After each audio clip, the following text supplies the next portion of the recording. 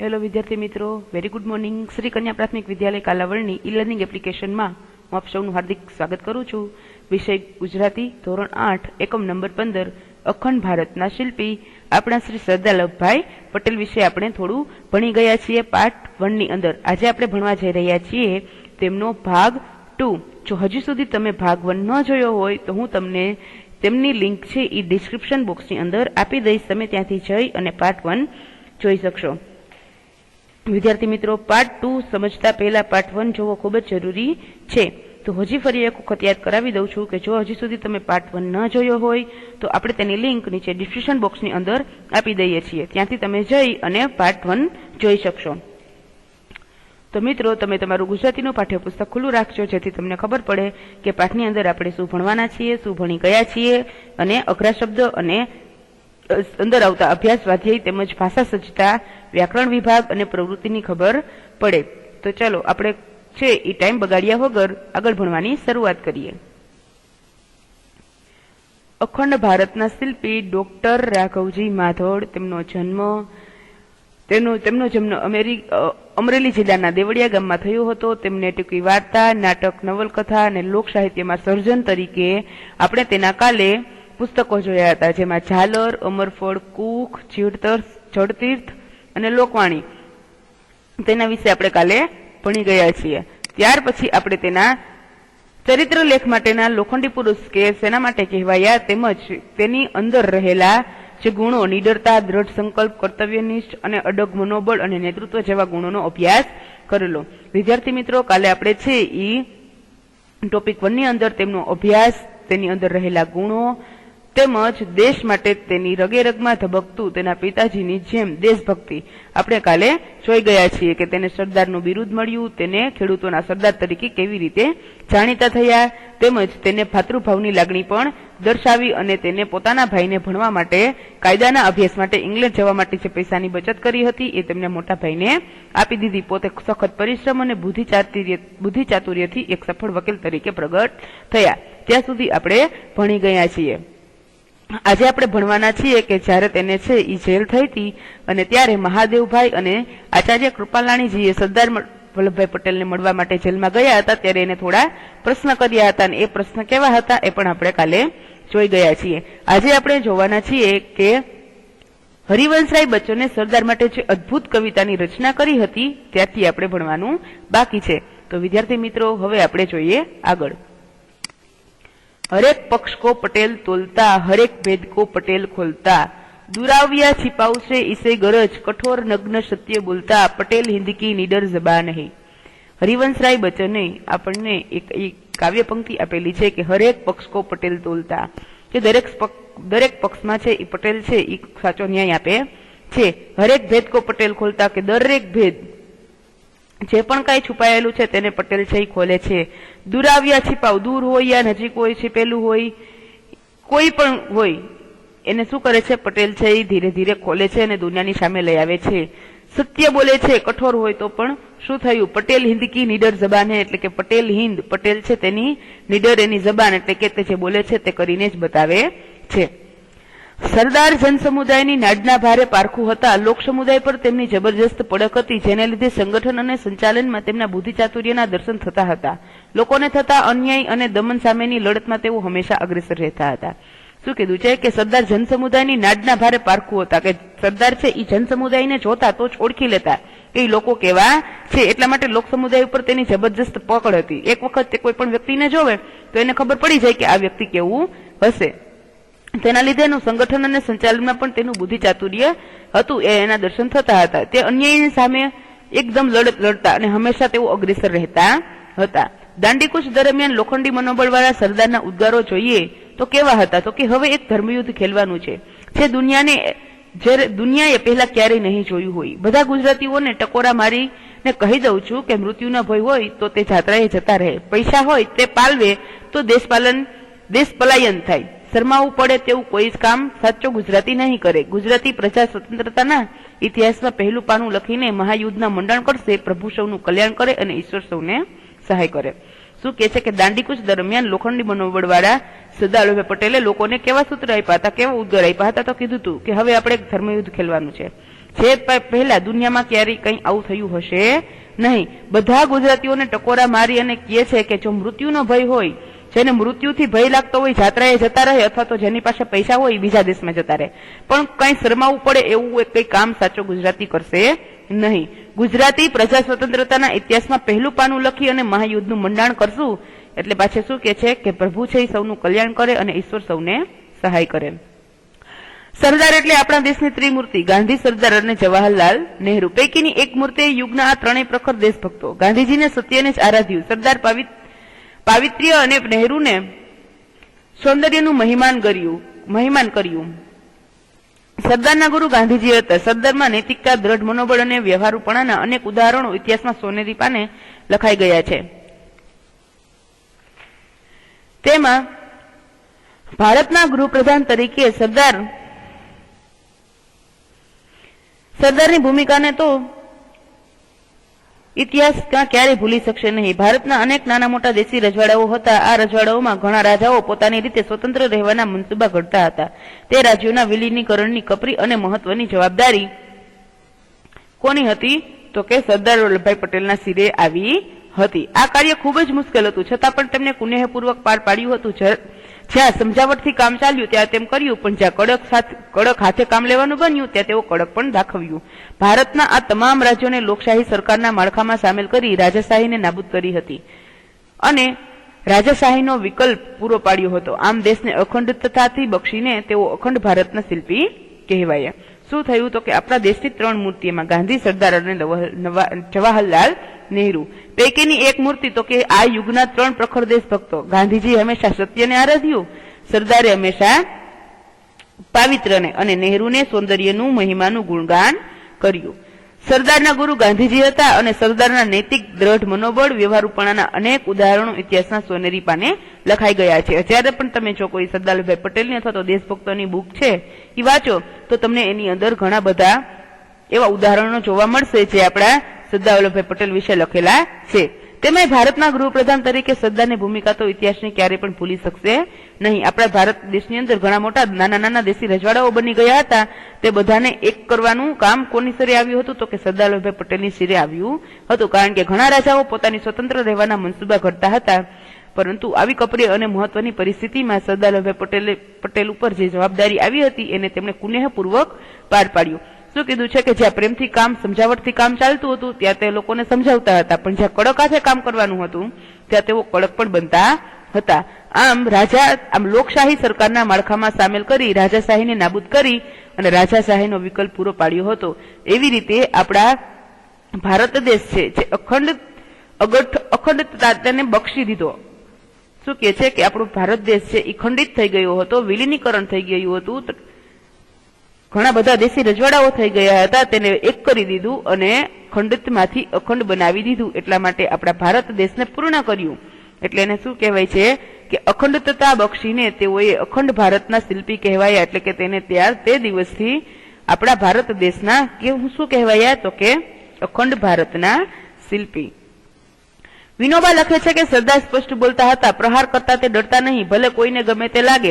વળતો પ્રહાર જો પોતાના ઉપર આવે તો તેનાથી પણ જરા ડગબગતા નહીં. વિનોબા ભાવે અહીં શું લખે છે કે સરદાર સ્પષ્ટ બોલતા કે ક્યારેય કોઈનાથી ડરવું નહીં, પ્રહાર આવે તો સહન કરી લેવો અને જો કોઈને પ્રહાર કોઈની ઉપર કરવાનું થાય તો કરી દેવો, જરાય ડગમગવું નહીં. ગાંધીજીના અંગત સચિવ મહાદેવભાઈ દેસાઈ સરદાર માટે લખે છે, ખેડૂતોની ભાષામાં બોલતા સરદારની આંખોમાં અંગારા જેવી ચમક દેખાતી અને વિરોધીઓનો વિનાશ કરી નાખે તેવી આંધીનું સર્જન તેમની વાણીમાં થતું.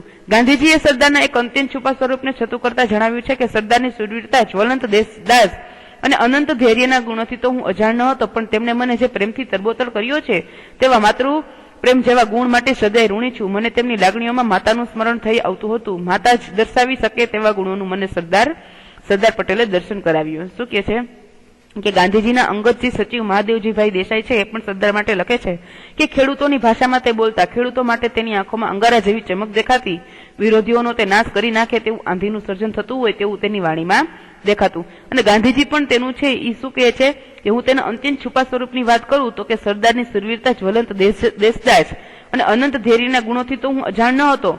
એની પાસે છે દેશ માટે કંઈક કરવાની જે ઈચ્છા તો હતી જ, પણ તેની સાથે સાથે એને મને પ્રેમથી તરબોળ પણ કર્યો છે. મને એને એવી રીતે પ્રેમ કર્યો છે કે માતૃપ્રેમ જેવો મને ગુણ એનામાં સદાય ઋણી છું, કે માતૃભાવ જેવો એને મને પ્રેમ કર્યો છે કે જ્યારે એ મારી પાસે એવી રીતે બેસે છે તો મને માતાની લાગણીઓનું સ્મરણ થઈ જાય છે. એટલે માતા જ દર્શાવી શકે તેવા ગુણોનું મને સરદારે દર્શન કરાવ્યું છે. વલ્લભભાઈ સાદગીપ્રિય હતા. સાદું જીવન અને ઉચ્ચ વિચાર તેમનો જીવન મંત્ર હતો. તે પોતાની પુત્રી મણિબહેનને પણ તેમને વારસામાં આપ્યો હતો.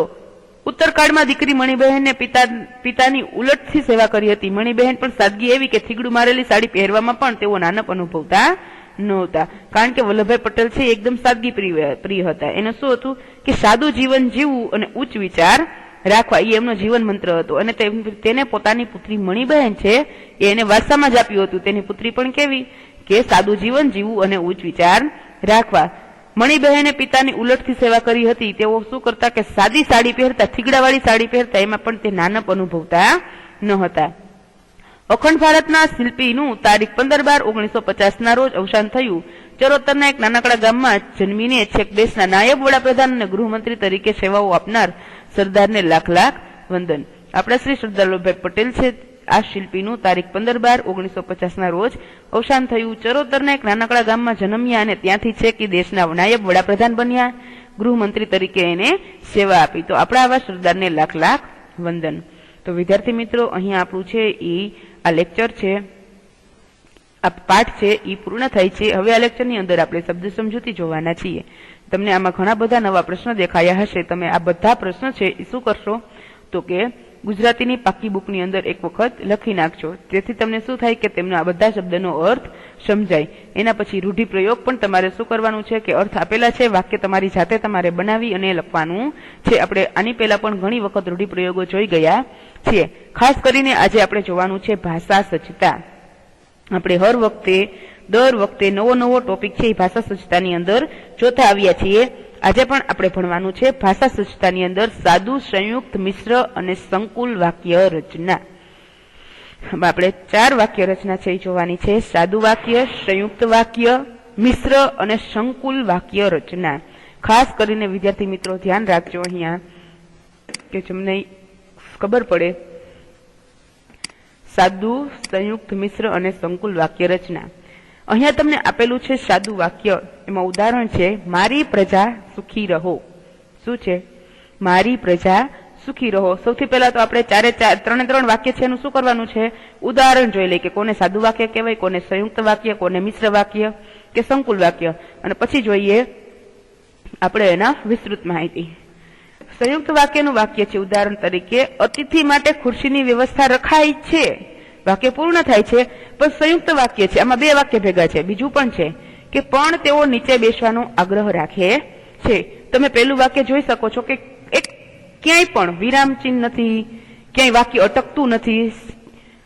છેલ્લે ફૂલ પોઈન્ટથી વાક્ય છે એ શું થઈ જાય છે? પૂર્ણ થઈ જાય છે. એટલા માટે એ સાદું વાક્ય છે કે મારી પ્રજા સુખી રહો. પણ સંયુક્ત વાક્ય છે એમાં એક વાક્ય નથી, 2 વાક્ય છે. વચ્ચે શું આવે છે તો કે અલ્પ વિરામ આવે છે, અટકવાનું આવે છે અને પછી બીજું વાક્ય ચાલુ થાય છે. એટલા માટે એને સંયુક્ત વાક્ય કહે છે કે અતિથિ માટે ખુરશીની વ્યવસ્થા રખાઈ છે, પછી અટકવાનું, પછી શું છે? પણ તેઓ નીચે બેસવાનો આગ્રહ કરે છે. એના પછી જોઈએ મિશ્ર અથવા તો સંકુલ વાક્ય. શું છે? ઉદાહરણમાં આમાં જુઓ તમે, પ્રશ્નચિહ્ન પણ આવી જશે અને આ વાક્ય તમને મિશ્ર લાગશે. એટલે કે આમાં તમને ઘણું બધું લાગશે. અટકવાનું પણ આવશે અને એક હારે તમને 3 કે 4 વાક્ય દેખાશે. ઉદાહરણ તરીકે જોઈએ તેમણે કહ્યું, પછી અટકવાનું, પ્રજાનું હતું અને પ્રજાને આપ્યું ને. પછી શું છે? એમાં કયો ઉપકાર કર્યો? વળી પૂજ્ય બાપુના ચરણે ધરવાનું અમને તો પરમ સદભાગ્ય સાંપડ્યું.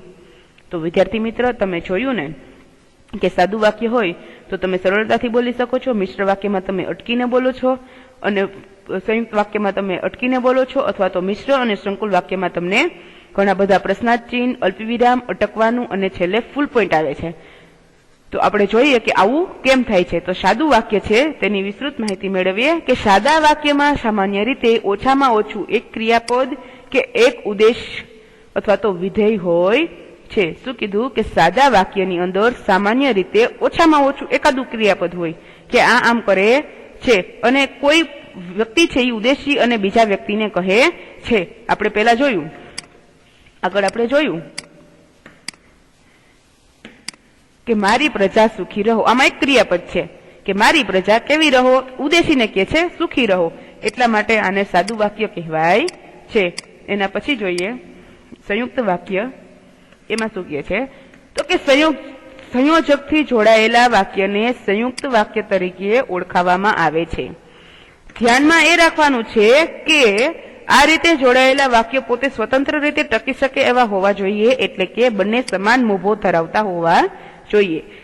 એક વાક્ય બીજા વાક્ય ઉપર આધાર રાખતું હોવું જોઈએ નહીં. એક વાક્ય માત્ર સંયોજક વડે જોડાયેલા હોવા જોઈએ. જો એમ હોય તો એવી વાક્ય રચનાને સંયુક્ત વાક્ય રચના અથવા તો સંયુક્ત વાક્ય કહે છે. સંયુક્ત વાક્યો અમુક સંયોજકના ઉપયોગથી બને છે, જેમ કે ને, અને, પણ, છતાં, તો પણ, છતાં પણ, તેમ છતાં, કે, અથવા, અથવા તો, કાં, તો, એટલે, માટે, તેથી, નહીતર, કેમ કે, કારણ કે વગેરે. શું કીધું કે સંયુક્ત વાક્યો છે એ અમુક સંયોજકના ઉપયોગથી બને છે. આપણે સૌથી પહેલા જ જોયું કે સંયોજકથી જોડાયેલા વાક્યને સંયુક્ત વાક્ય કહે છે. જો આ બધા શબ્દ છે એનાથી વાક્ય બનેલું હોય તો એને કયું વાક્ય કહેવાય તો કે સંયુક્ત વાક્ય. હવે સંયુક્ત વાક્યની અંદર તમને બે વાક્ય આપેલા છે તો બંને વાક્યને પોતપોતાનું સ્વતંત્ર હોવું જોઈએ. એકબીજા ઉપર બંને વાક્ય આધાર રાખતા હોવા જોઈએ નહીં. સંયુક્ત વાક્યો અમુક સંયોજકના ઉપયોગથી બને છે. આપણે અહીંયા ઘણા બધા સંયોજક જોયા. જો એનાથી આ વાક્ય બનતું હોય તો એને સંયુક્ત વાક્ય કહેવાય. આપણે જોઈએ કે આપણે જે ઉપર વાક્ય જોયું હતું એ અલગ અલગ છે કે નહીં. ઉપર જોઈએ, અહીંયા છે અતિથિ માટે ખુરશીની વ્યવસ્થા રખાય છે. પછી સંયોજક શું છે? પણ તેઓ નીચે બેસવાનો આગ્રહ રાખે છે. તો બંને વાક્યને પોતપોતાનું સ્વતંત્ર છે. બંનેમાંથી એકય વાક્ય એકબીજા ઉપર આધાર રાખતા નથી. વચ્ચે સંયોજક પણ આવે છે અને બંને સ્વતંત્ર પણ છે. એટલા માટે આને કયું વાક્ય કહેવાય તો કે સંયુક્ત વાક્ય કહેવાય. એના પછી આપણે જોઈએ મિશ્ર કે સંકુલ વાક્ય. મિશ્ર અને સંકુલ વાક્ય જોઈએ. એક વાક્યને કેન્દ્રમાં રાખી અન્ય વાક્યો એના વિસ્તરણ રૂપે જોડાયેલા હોય ત્યારે એ સંકુલ વાક્ય કે મિશ્ર વાક્ય ગણાય છે. શું કીધું છે કે તમારી સામે તમને જે વાક્ય આપેલું છે એ આખા વાક્યમાંથી એક વાક્ય કેવું છે એને કેન્દ્રમાં રાખ્યું છે અને એના ઉપરથી વિસ્તૃત, એના ઉપરથી આખું વાક્ય છે એ જોડાયેલું તમને દેખાય છે. આવા વાક્યો વચ્ચે મુખ્ય ગુણનો સંબંધ હોય છે. આવા વાક્યો પણ અમુક સંયોજકના ઉપયોગથી બને છે. કેવા સંયોજક તો કે જેમ કે, જે તે, જેવું તેવું, જ્યારે ત્યારે, જેમ તેમ, જ્યાં સુધી ત્યાં સુધી, જો તો, જ્યાં ત્યાં, ઘણીવાર, જે તે જેવામાં, જે લોપ પણ થઈ શકે છે. કેટલીક વાર મુખ્ય વાક્યમાં એવું, એટલું જેવા પદ હોય તો ગૌણ વાક્ય એની સાથે જોડાઈ જાય છે. બીજા કોઈ સંયોજકની જરૂર પડતી નથી. સંકુલ વાક્યમાં ગૌણ વાક્ય એ મુખ્ય વાક્યના વિસ્તાર રૂપે કે ક્રિયાપદ વિશેષણ તરીકે અથવા તો કર્મ કે શરતને સ્થાને આવે છે. એટલે કે મુખ્ય વાક્યને આધાર રાખી એનો વિસ્તાર થાય છે. હવે મિશ્ર અથવા તો સંકુલ વાક્ય તમને કેવું કીધું છે કે એક વાક્યને કેન્દ્રમાં રાખી કે પહેલું વાક્ય અથવા તો વચ્ચેનું વાક્ય છે એના આધારે આખું વાક્ય શું થતું હોય તો કે આખું વાક્ય છે એ જોડાયેલું તમને દેખાતું હોય. અને અહીંયા તમને ઘણા બધા ઉદાહરણો આપેલા છે. ઈ વચ્ચે વચ્ચે છે એ શું થતા હોય તો કે સંયોજક સ્વરૂપે આવતા હોય. આપણે જોઈએ કે એવું થાય છે. અહીંયા તમને મિશ્ર વાક્યનું શું આપેલું છે તો કે ઉદાહરણ આપેલું છે. તો તમે આખું વાક્ય વાંચો તો તમને શું લાગે કે આખું વાક્ય છે એ એકબીજા વાક્ય ઉપર આધાર રાખે છે. તો જોઈએ, તેમણે કહ્યું પ્રજાનું હતું અને પ્રજાને આપ્યું. એમાં કયો ઉપકાર કર્યો? વળી પૂજ્ય બાપુના ચરણે ધરવાનું અમને તો પરમ સદભાગ્ય સાંપડ્યું. તો શું લાગે છે કે એક વાક્ય છે એ બીજા વાક્યની ઉપર આધાર રાખે છે અને એક વાક્યને કેન્દ્રમાં રાખી અને શું થાય છે કે આખા વાક્યનું વિસ્તૃત વર્ણન થાય છે. અને તમે અહીંયા તમે જોઈ શકો છો વચ્ચે વચ્ચે શું થાય છે તો કે જે સંયુક્ત શબ્દો આપેલા છે તે પણ આવે છે, તો તેને શું કહેવાય? મિશ્ર અથવા તો સંકુલ વાક્ય કહેવાય. વિદ્યાર્થી મિત્રો, તમારે આ પાઠમાંથી સાદું વાક્યના 5 વાક્ય, સંયુક્ત વાક્યના 5 વાક્ય અને મિશ્રણ અથવા તો સંકુલ વાક્યના 5 વાક્ય શોધી અને શું કરવાનું છે? ગુજરાતીની પાકી બુકની અંદર લખવાના છે. તેથી તમને સાદું વાક્ય, સંયુક્ત વાક્ય અને મિશ્રણ વાક્ય કોને કહેવાય એ ખબર પડે. એના પછી છે આપણે જોઈએ નીચેના શબ્દો વાંચો. શિર છોગું, સ્વાતંત્ર્ય સંગ્રામ, દેશભક્તિ, ખેડૂત પુત્ર, દાંડી યાત્રા. તમે જોશો કે ઉપરના 2 શબ્દો મળીને એક શબ્દને રૂપ પામ્યા છે.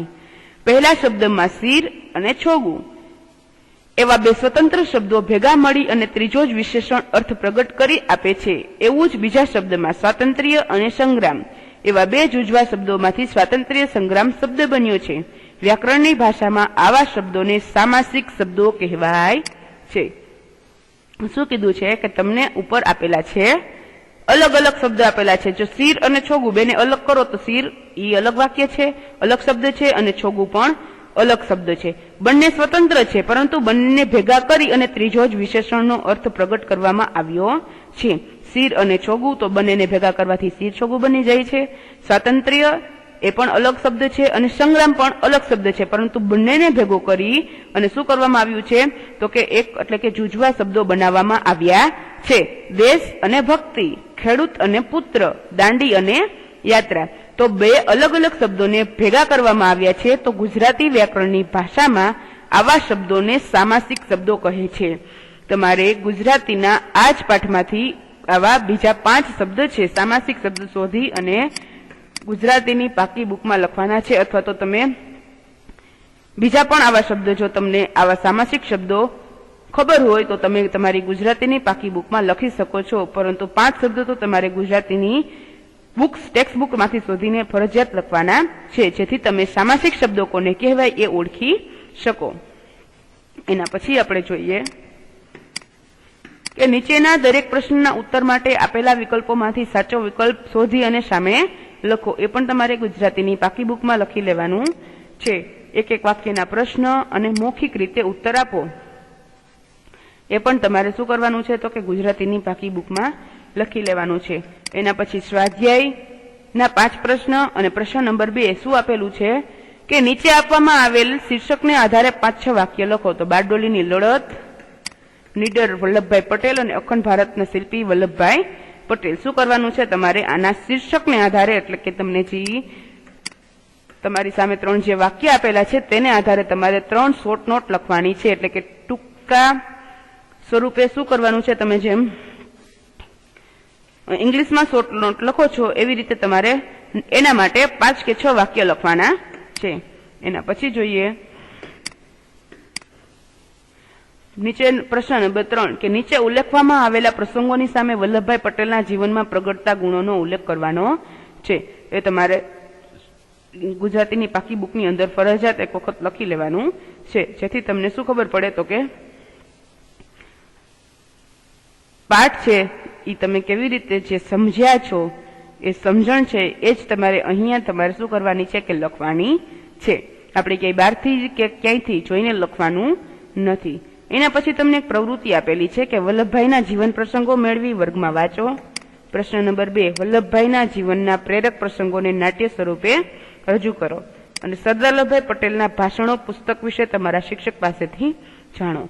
3 પ્રવૃત્તિ છે એ તમે ઘરે રહીને પણ કરી શકો છો.